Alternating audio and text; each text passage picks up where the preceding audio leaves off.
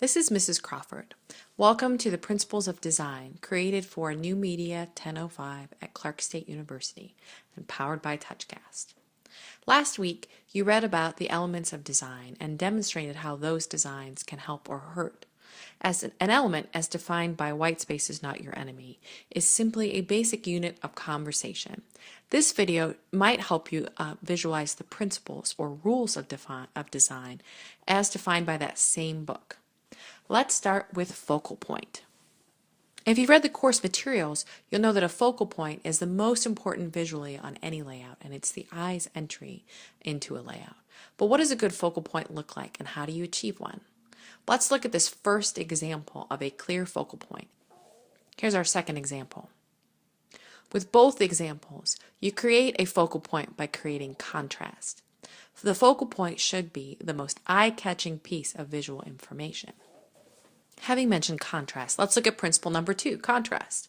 Look at this website while I talk you through some of the ideas present.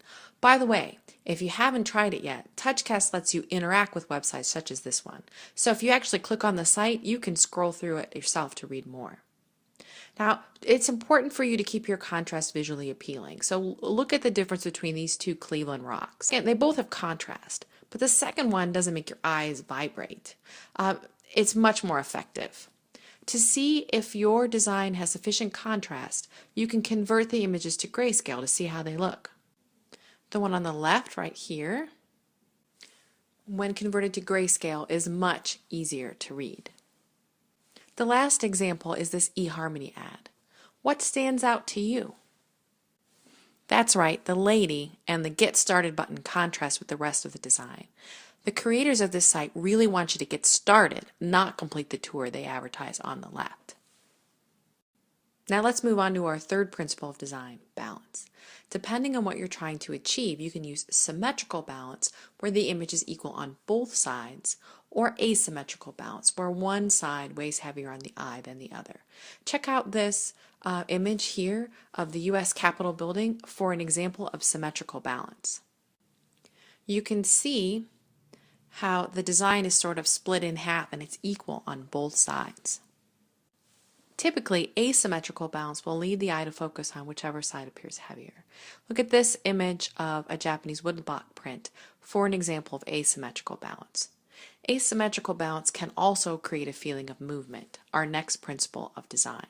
Can you see here how this side of the image is heavier? Movement is our fourth principle of design. Lines of text and horizontal lines can create movement from left to right, and vertical lines communicate stability or upward movement. Diagonal lines can make the design feel exciting. Let's look at this first example.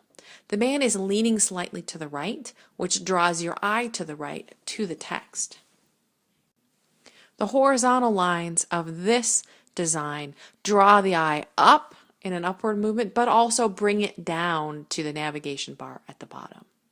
Okay, it's time now to talk about our next example, our next principle of design, which is repetition, also known as pattern. Look at these pennies here.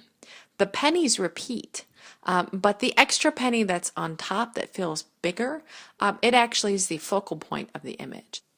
And in this next example, although the square shape is repeated, the fact the squares are not symmetrical or uniform in color leads the eye all over the piece, sort of in a random motion. Our last principle of design is unity. Unity means everything seems to work together in a piece. If you don't click on any other site, I strongly recommend you look at this one because it has lots of really great examples and text. Take a look at this Coca-Cola ad on the site. Because Coca-Cola has an iconic red and white color, the design has unity because it repeats that red and white color throughout the site. Well, I hope this video helps in some small way for you to visualize the principles of design. In addition to this Blackboard course, you can find me on Twitter at Mrs. Crawford 1998 or CS Dig Media, or on WordPress at studentcenteredflip.wordpress.com. And thanks again to TouchCast for making me a 2015 TouchCast ambassador. Have a great weekend. This is Mrs. Crawford signing off.